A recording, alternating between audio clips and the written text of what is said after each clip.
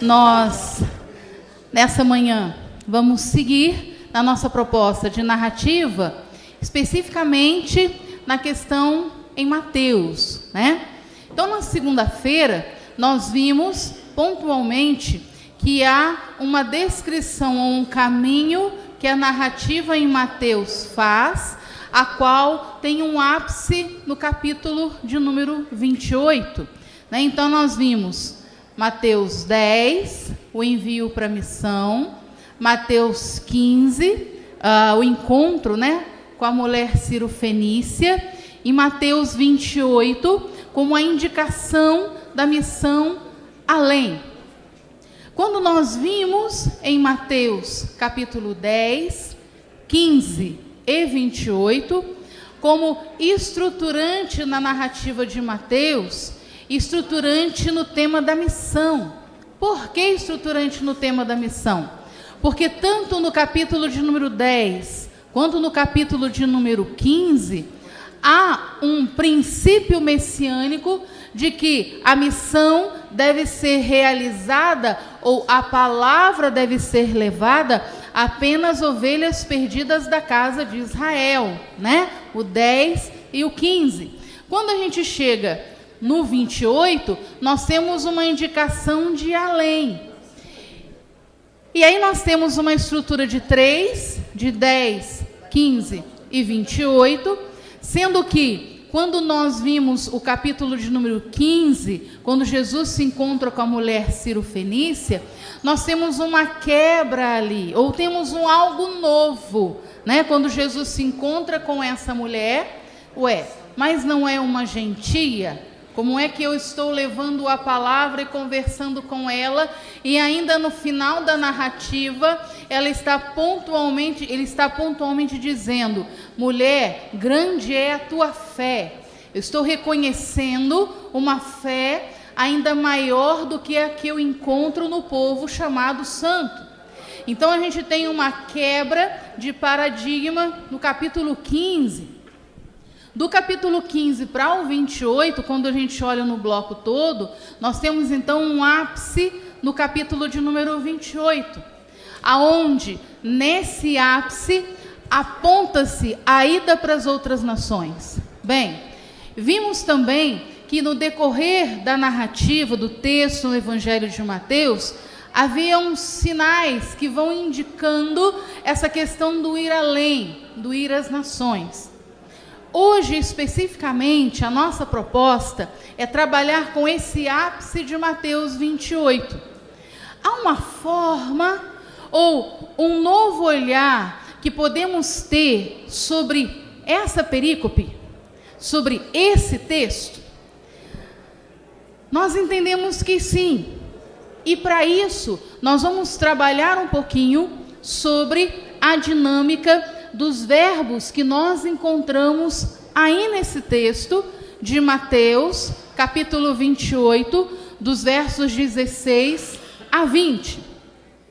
De modo sugestivo, nós iniciamos o slide mostrando então, ou fazendo uma afirmação, de que a missão, ela deve ser uma ação que se desenvolve na vida.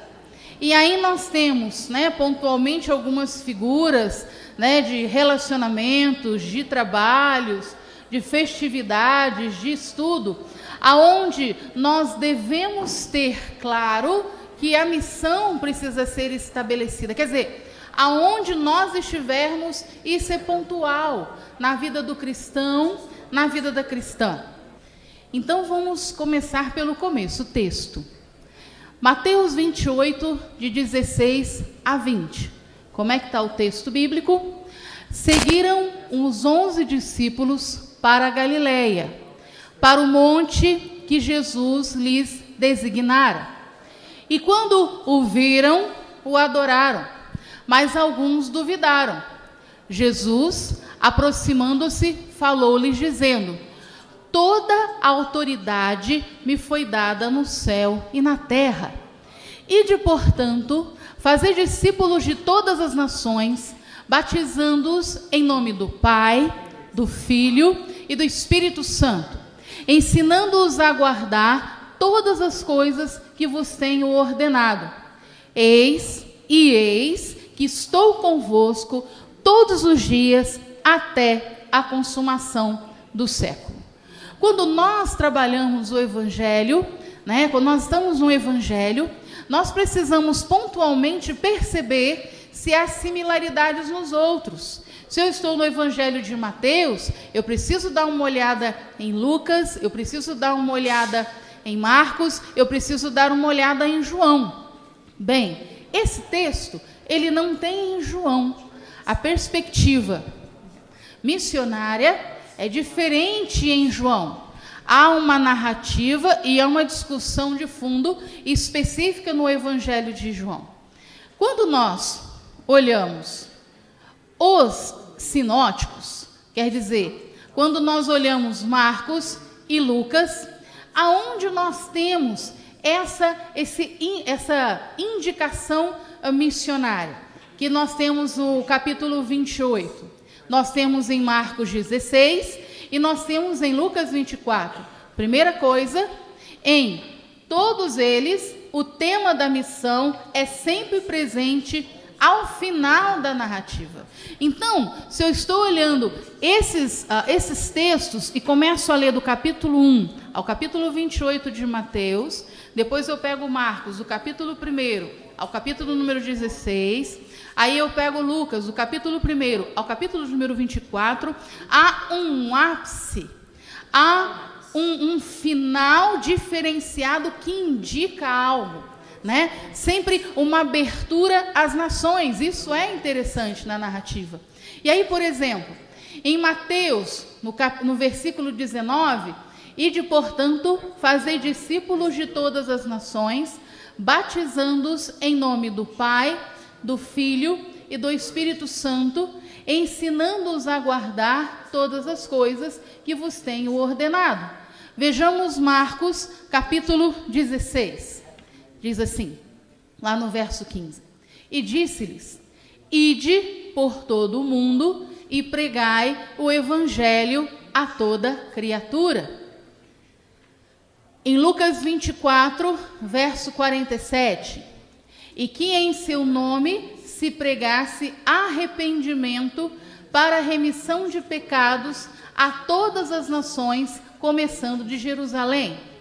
O interessante quando nós observamos os três evangelhos, que nós chamamos sinóticos porque são semelhantes, nós observamos que provavelmente Mateus e Lucas tomam a narração de Marcos como base, mas eles podem modificar essa narração dependendo do objetivo da comunidade em específico. E eles o fazem. Veja bem, Marcos, ele é bem pontual, verso 15. É claro que tem uma narrativa posterior, depois, mas eu estou pegando especificamente quando há esse direcionamento do ir, ou do indo, ou do ide. Bem, então quando eu estou em Marcos, ide por todo mundo e pregai o evangelho a toda criatura. Quando nós estamos no texto bíblico, olhando a análise narrativa, mas também pegando um pouquinho da análise histórico-crítico, uma coisa interessante é nós observarmos quais são os tempos verbais que se encontram aí. Tanto aqui, quanto em Marcos, enquanto em Lucas, tem um verbo no imperativo, indicando ordem. Os demais verbos estão em outras formulações. Isso é importante porque nós vamos ver pontualmente que em Mateus, o verbo discipular está nesse imperativo. E no final nós vamos propor uma sugestão de tradução, que seria assim, nós vamos ver depois, Indo, pois, discipulai todas as nações. Porque aí nós temos com muita clareza essa questão dessa ordem.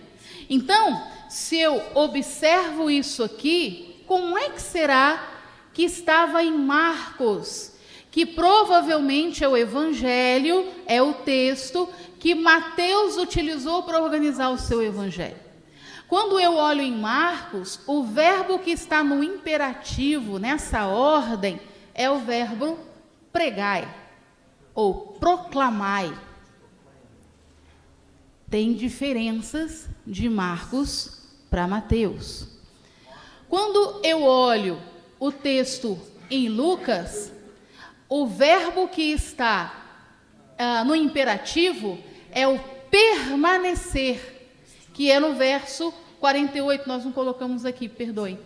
O permanecer, porque a indicação a partir do verso 48 de Lucas 24 é: permaneça no local aonde eu direcionei, até que do alto sejais revestidos, porque há uma promessa. Daí é importante nós sempre lermos Lucas junto com Atos, porque Lucas Atos antes era um bloco só, depois que a tradução separou, a tradição separou. Então, para nós entendermos pontualmente, é preciso ler, e é muito interessante, porque quando eu chego em Lucas 24, a partir do verso 48, há essa ordem do Cristo, permaneça.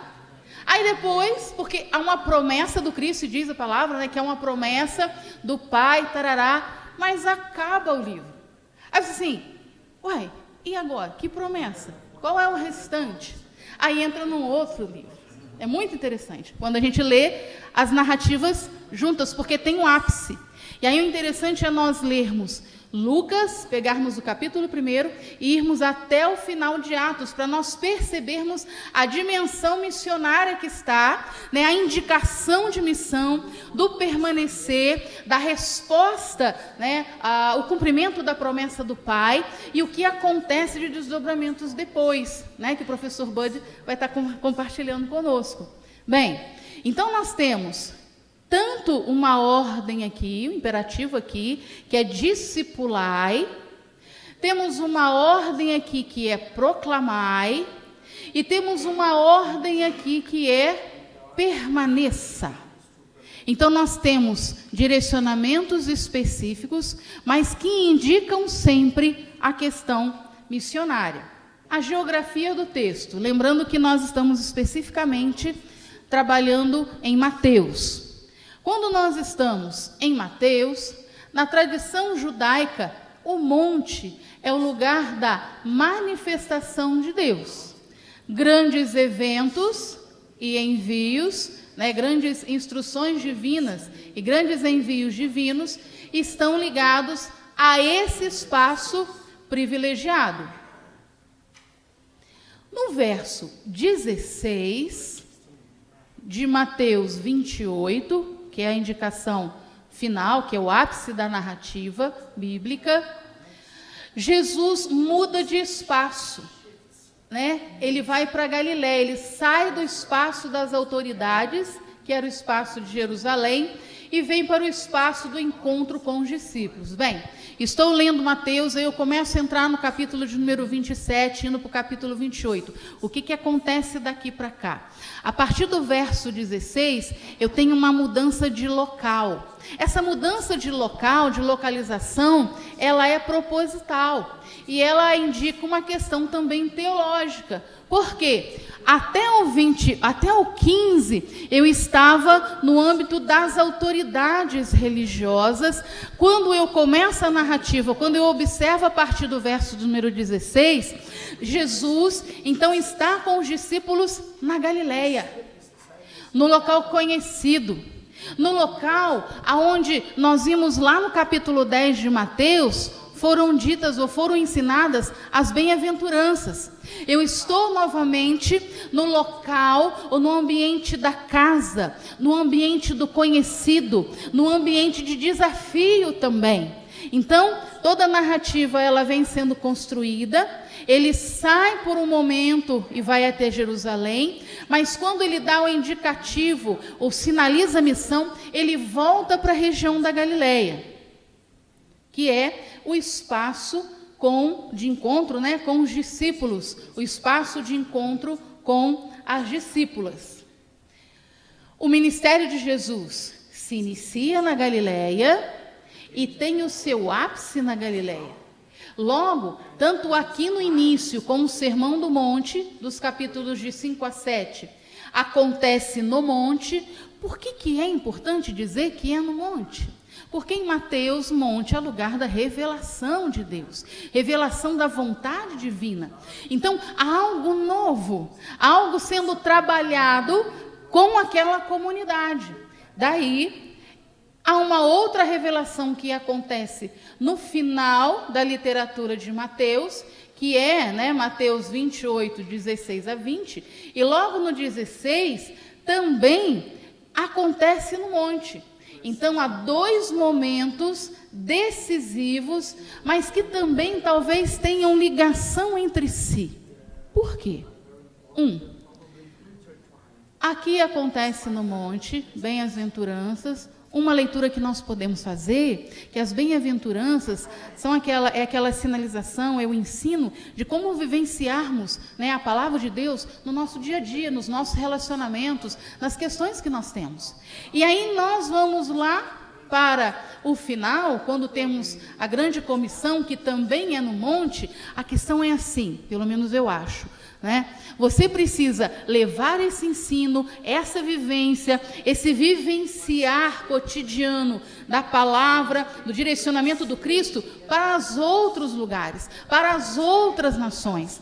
Talvez, por isso, haja um encontro ou uma ligação do capítulo 5 com o capítulo 28, no que tange a questão do monte, porque eu estou num lugar específico dentro da tradição judaica.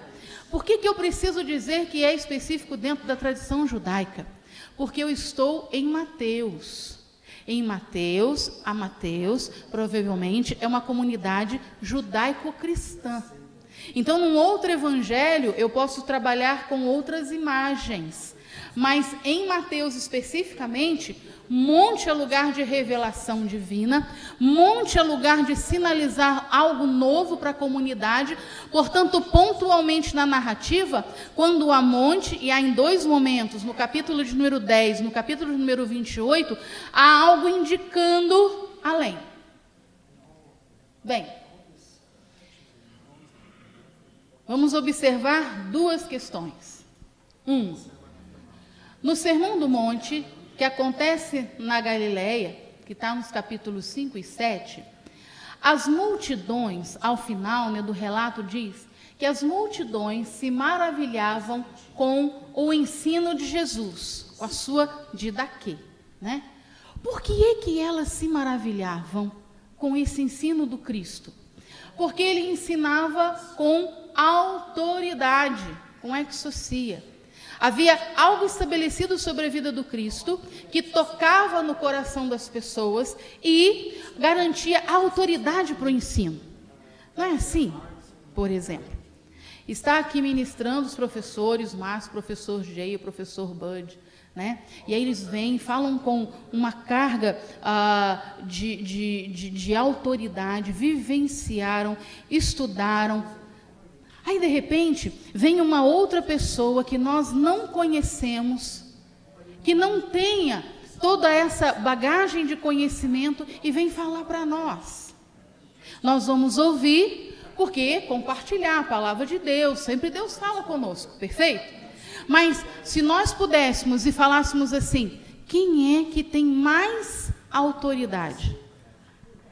É quem comprova essa autoridade, quem expressa essa autoridade. E no falar, no comunicar, essa autoridade ela é percebida. Imagine isso no período do Cristo. Quando Jesus falava, ele demonstrava autoridade sobre aquilo. Que a autoridade é essa estabelecida sobre o Cristo, a autoridade de Deus. E é muito interessante porque no relato aqui da grande comissão, desculpa eu ficar falando toda hora muito interessante, eu tenho que parar com esse vício de linguagem, porque palavra, Bíblia, Bíblia é muito show, Bíblia é muito legal. E aí assim, ele diz lá, aqui no segundo bloco, quando nós temos também a questão do monte, Galileia, monte, meado, final. Há uma mudança aqui. Início, perdão. Início, final.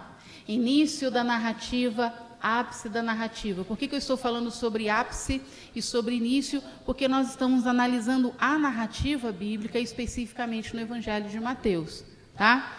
E aí, quando eu estou em Mateus 28:16, há também uma afirmação do próprio Cristo. Ele afirma ter autoridade, exousia. E ele envia os discípulos para ensinar. Um dos itens no envio do discípulo, dentro da grande comissão, é a didaquê, é esse ensino. Mas espera lá. Então há ensino e autoridade aqui, Mateus 5:7, em toda essa construção, e há também autoridade e ensino em Mateus 28:16-20. Isso não é por um acaso, isso é pontual, isso é indicação de que na minha vida cotidiana eu preciso ter aqueles e aquelas com autoridade sobre a minha vida, e eu preciso buscar esse ensino, mas esse ensino precisa estar em mim, dentro de mim. Indicação lá. Quando nós estamos aqui na grande comissão, é como se eu estivesse repetindo, eu não, né, o texto, como se o texto estivesse repetindo, ele está, as mesmas ênfases. Então há uma ligação do viver cotidiano, do viver a palavra, o direcionamento do Cristo, as indicações missionárias, no meu cotidiano, na minha vida do dia a dia, da segunda ao domingo, no feriado, nas férias, e quando eu estou em missão. Me parece que há uma proximidade disso. Há, né, uma relação clara entre lugar e temas. Eu estou no mesmo lugar e tenho os mesmos temas. Observe também, nós vamos observar várias coisas no texto que nos chamam a atenção, que no verso de número 18, diz lá, Jesus, aproximando-se, falou-lhes, dizendo: toda a autoridade me foi dada no céu e na terra. Duas coisas são pontuais. Quando o verbo, né, aqui o falar, está lá no grego, ele é indicativo. Então, Jesus aproximando-se, falou. E aí, assim, lá dá uma indicação assim, eu mesmo é que estou falando, eu estou falando para você. Há um ego lá, né, uma partícula no grego que indica essa ênfase. Então, ele fala com certeza de que ele tem essa autoridade. Não há dúvida na fala do Cristo. Aí, de repente, você pode pensar assim ou não, né? Eu posso falar para você, olha, puxa vida, não tenho dúvida, é Jesus quem está falando. Mas veja bem, nós estamos em 2017. Esse povo, século I, estão ouvindo os direcionamentos. Então, e é uma comunidade de judeus cristãos. Então, como saber? A narrativa precisa indicar esse conhecimento, esse saber do Cristo, esse pontuar, essa afirmação de que Ele é aquele que tem a autoridade. Como é que eu faço isso na narrativa? Eu coloco o verbo no indicativo. Se eu quero expressar dúvida, eu trabalho no subjuntivo. Aí eu trabalho dúvida. Igual aquela mulher lá do fluxo de sangue, né? No relato da hemorroísa, né? Ela diz assim, se tão somente eu tocar, eu serei curada. Lá no texto está assim, eu serei curada, o verbo é indicativo, é certeza. Ela tinha certeza de que ela seria curada, em ela tocando no Cristo. Isso é uma certeza, uma mulher de fé. Mas, quando diz o texto assim, se tão somente eu tocar, esse tão somente eu tocar está no subjuntivo. Ela não tinha certeza se ela conseguiria chegar até o Cristo. Poxa, mas o português não dá conta, mas não dá mesmo. Desculpa, no português, né? No inglês não sei. No português, né? Eu não dá conta, né? E aí a gente precisa dar uma olhadinha lá. Então é uma mulher, desculpa eu saí, eu vou voltar. É uma mulher de fé, é uma mulher que crê no Cristo para a cura, mas ela não tinha certeza de que ela conseguiria romper a multidão. Lembra que tem uma multidão lá? Tem pessoas lá. Será que ela conseguiria passar? Porque ela é uma mulher enferma. E alguém poderia não deixar passar, alguém poderia impedi-la, porque ao tocar no Cristo, ela transferiria a impureza para ela. E a gente viu também na segunda-feira que o Cristo trabalha de forma contrária, né? Não é a impureza que pega, vamos colocar assim, mas é a pureza que se espalha. Olha que coisa. Dá uma pregação isso aí, né? Fala sério. E aí, então, veja bem, né? A pureza é que se espalha, né? Ela é contagiosa, a pureza que é contagiosa. Tudo isso nós podemos afirmar por conta da declinação do verbo, do tempo verbal. O tempo verbal nos indica isso. O que isso tem a ver com o nosso texto? Tem a ver que no verso 18, quando diz lá, Jesus aproximando-se, falou-lhes, dizendo, quando ele fala expressando certeza. Ele diz assim, ele chega perto e diz, toda a autoridade me foi dada. .com.br, sabe como? Tem certeza. Eu tenho autoridade. Se eu tenho autoridade, eu posso mandar do tipo, eu posso indicar, eu posso falar o que vocês precisam fazer, eu posso indicar o que fazer a partir de agora. Então a narrativa, e é muito interessante que quando nós olhamos várias narrativas, quando há esse ápice do imperativo, que nós vamos olhar daqui a pouco, sempre há verbos no indicativo que expressam certeza. Por quê? Há necessidade de se deixar muito claro que aquela pessoa ou aquele líder que está dando aquele direcionamento é alguém que tem autoridade, para que a comunidade reconheça o direcionamento. Tudo bem? Claro até aqui? Ok? Então vamos seguir. E aí, esse texto também, né, no verso 18, especificamente, lembrando que nós estamos em Mateus, capítulo 28, do verso 16 ao 20, quando nós estamos no verso 18, também é um texto de transmissão de autoridade de Jesus para os discípulos. Olha, alguém que tem autoridade irá indicar, e ao indicar, ele já está transmitindo essa autoridade para fazer, para cumprir, para conseguir desenvolver aquilo que está sendo indicado. E aí, uma máxima pode ser, ninguém sai de um encontro com Deus em um monte sem um desafio que mude radicalmente a sua vida. Que coisa boa, né? Fala sério.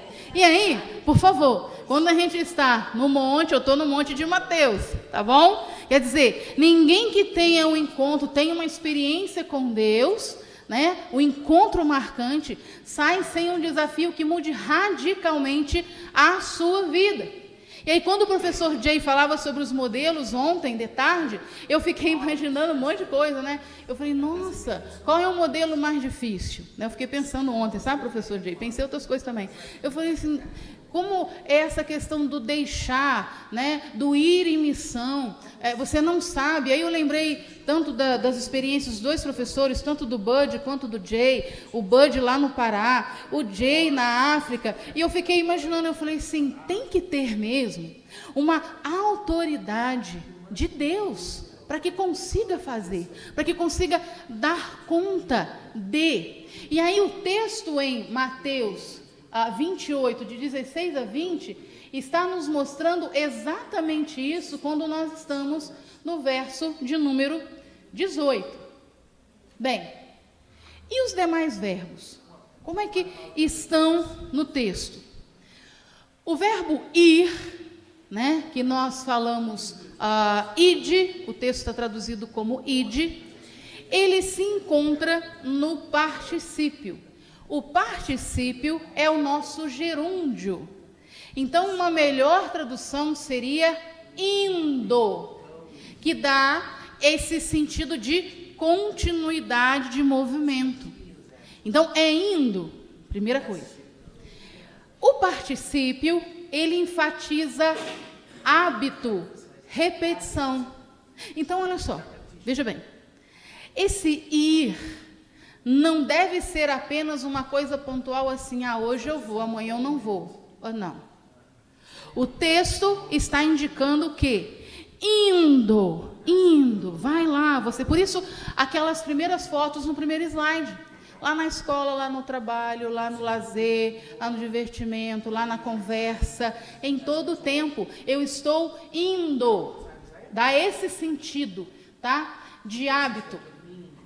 O ir, né, também é o deslocar-se de um lugar a outro, com possível implicação de continuidade e distância.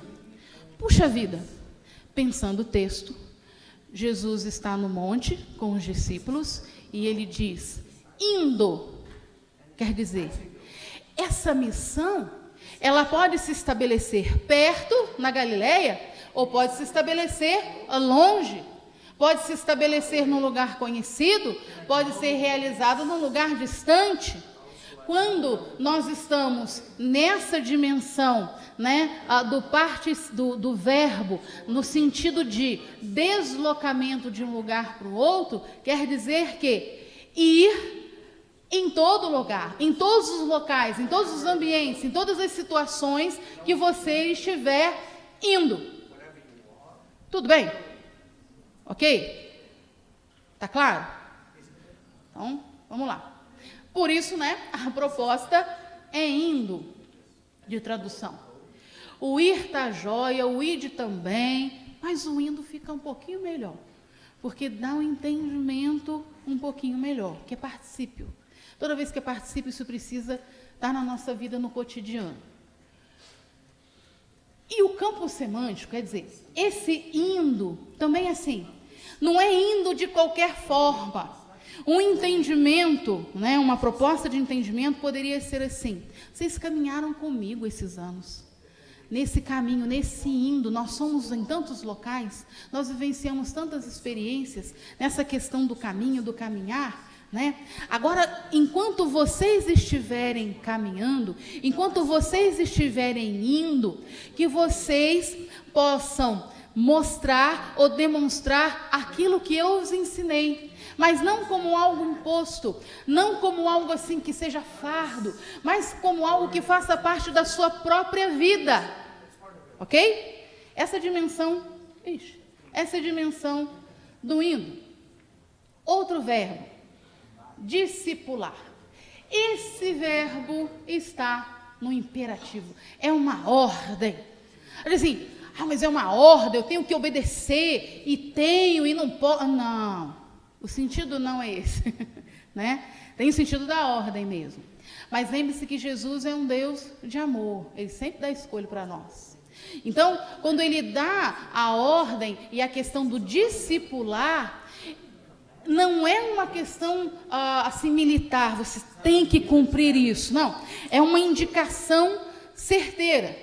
E aí, o verbo no imperativo, ele indica ato contínuo e processual. O que quer dizer isso, Daniel? Quer dizer que se o discipular, o verbo discipular, ele está no imperativo, quer dizer que eu estou constantemente discipulando. Eu não vou assim, eu vou, quando eu for no grupo familiar, no grupo pequeno, no GPS, na célula, porque tem muito nome, né, gente? Onde eu for, aí lá eu vou discipular. Todo lugar. Todo lugar. Todo lugar. Porque é ato contínuo e processual. Eu gostei demais desse negócio de processual. Porque, né? Processual. implica um processo. Quando eu penso em processo, eu penso em crescimento. Eu penso em você, né, nós discipulando todo o tempo, e aí um trabalhar de maturidade. Você precisa, né, estar num nível de maturidade, e daqui a alguns meses, alguns anos, é esperado que vocês sejam melhor. E aqueles que estão caminhando com você, estão junto, é família, no trabalho, é lá a pastora, é o pastor, onde você estiver, também acompanhe isso e aprenda com você, porque é recíproco. Por isso, quando a gente fala sobre, o verbo lá, está em Mateus 28, discipular, e o verbo está no imperativo, ato contínuo e processual. Dentro da lógica desse verbo, também há a questão do convencer, do insistir, mas veja, sem obrigar e sem forçar. Porque como a gente conhece na Bíblia, né, quem convence o homem e a mulher do pecado, da verdade e do juízo, é o Espírito Santo de Deus. Mas nós precisamos insistir. Nós precisamos, no poder do Senhor, na autoridade do Cristo, levar essas pessoas ao convencimento. Proposta de tradução: discipulai todas as nações. Discipulai todas as nações. Batizando e ensinando. Também são verbos que indicam hábito e repetição. Quer dizer, o batizar e o ensinar devem estar presentes no nosso dia a dia. Está percebendo como é que é a dinâmica? Está dando para perceber como é que é? As coisas não são partidas. Não é um momento, agora eu vou discipular, agora não. As coisas acontecem no seu dia. Isso é dentro de você, isso está dentro de você. Isso faz parte da vida daquele e daquela que crê. Batismo, purificação, né? Indicativo no texto de purificação e arrependimento. O ensino, que é a didaquê, dar instrução num contexto formal e informal, em todo o tempo, né? Eu procurei um vídeo no YouTube, mas não achei. E tem um vídeo lá no YouTube, aonde nós temos, né, as crianças que estão imitando os pais o tempo inteiro. Eu gosto mais desse vídeo, né? Porque o tempo inteiro as pessoas estão olhando, elas estão percebendo, e a questão assim, o seu convívio, o nosso convívio, precisam dar essa indicação de ensino, precisam demonstrar que nós somos discípulos e discípulas do Cristo, precisam levar as pessoas ao arrependimento e à sede, a necessidade dessa purificação. Assim, indo... Tudo bem até aqui? Amém, irmãos e irmãs? Eu estou mais devagar hoje, né? Fala sério. Né, irmão? Hoje eu estou mais devagar. Hoje é quarta, né, irmão? Então, vamos lá. Nós temos, então, o indo, com a ideia de uma ação constante na vida do cristão, da cristã, enfatizando a dimensão do cotidiano. Não percam isso, por gentileza. Temos o imperativo, discipulai. O verbo batizando, veja bem que é tudo no gerúndio, né? Porque é particípio, indo, batizando, ensinando. Enquanto eu estou no caminho da vida, no caminho da fé, eu vou discipulando, eu batizo, eu ensino. Eu ensino, eu batizo, eu discipulo no caminho da fé. É tudo interligado. É tudo junto. É tudo na vida do cristão e da cristã. O batismo, né, que é o batizando. Batismo como marca do ingresso no movimento de Jesus. É marca do discipulado, né? Nós queremos muito que as pessoas se batizem. Por que a gente quer que as pessoas se batizem? Para que elas passem por um processo de restauração, e já estão passando, mas elas optem por essa mensagem do Cristo, e elas se arrependam e comecem, então, a ter um novo tempo de vida. Bem, ensinando. Ensinando é uma dimensão importante do discipulado. É a continuidade da própria ação de Jesus. Lembra lá no capítulo 5 a 7, nas bem-aventuranças, a autoridade e ensino. No 28, autoridade e ensino. Quando eu ensino, ou a minha vida como, né, uma forma de ensino contínua, eu preciso então testificar ou pontuar a própria ação de Jesus. Portanto, discipulai todas as nações, indo, ensinando, batizando. Todas as ações são discipuladoras, todas. No batismo, no ensino, na vida, todas as ações são discipuladoras. Não é somente o ensino que é importante, não só os atos sacramentais, né?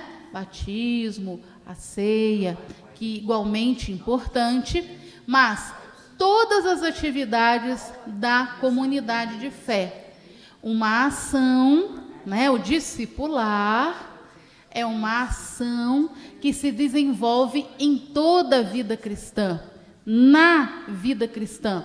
Poderia dizer também que o discipular, né, enquanto nós estamos indo, nós discipulamos as nações, ensinando e batizando. É algo que precisa estar inserido na nossa vida cristã. Aí vamos voltar para o texto. Aí nós lemos novamente, né? E aí tem uma proposta aqui. Então, de 16, Mateus 28, de 16 a 20.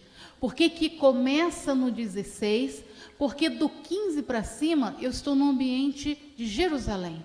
É autoridade. O direcionamento do Cristo não são para as autoridades. O direcionamento do Cristo são para os discípulos. Entende a diferença? Porque por isso começa no 16 e ele muda de espaço. Ele está num ambiente e ele muda para um outro ambiente. Um ambiente de discipulado. E exatamente porque foram os seus discípulos que foram para Galileia. Ele dá uma indicativa para ir para um local. Esses discípulos, né, os seus seguidores, o apolutel, aqueles que seguem, eles vão, matetai, na verdade aqui, eles seguem o direcionamento. E aí eles vão para o local indicado pelo Cristo. E aí, verso 16, vou ler novamente. Seguiram os 11 discípulos para a Galileia, para o monte que Jesus lhe ordenou. E desculpa, aqui ficou errado. Lhes ordenou. E quando o viram, adoraram, mas alguns duvidaram. Jesus, interessante isso aqui, depois eu vou falar disso aqui. Jesus, aproximando-se, falou-lhes, dizendo: toda autoridade me foi dada no céu e na terra. Indo, pois, discipulai todas as nações, batizando-as em nome do Pai, do Filho e do Espírito Santo, ensinando-os a guardar todas as coisas que vos tenho ordenado. E eis que estou convosco todos os dias até a consumação do século. Tremendo nesse texto, esse ápice de Mateus, que Jesus indica o caminho, que é o monte, é um convívio, é um local conhecido dos discípulos, porque, né, eles estão debaixo da orientação do Cristo, que é o seu mestre. Eu tenho aqui uma tradução que eu posso colocar como não designara, mas que lhes ordenei, e aí eu teria um direcionamento aqui no 16, teria um outro direcionamento de ordem aqui no 19, por isso a indicação de que é alguém que tem autoridade para fazer isso, não é qualquer pessoa, é o próprio Cristo, tá? E aí então, nós temos, seguiram os 11 discípulos para a Galileia, para o monte que Jesus lhes ordenou, e quando ouviram, o adoraram, mas alguns duvidaram. Será que é? Será que não é? Uma coisa que esse texto me ensina, ou pelo menos me mostra, que na caminhada nós podemos ter dúvidas, nós podemos ter questionamentos. Por vezes nós podemos perguntar assim: será que isso é assim mesmo? Será que é? Então, nós temos alguns que duvidaram, tá? Mas aí segue. Jesus, aproximando, falou-lhes: toda a autoridade me foi dada no céu e na terra.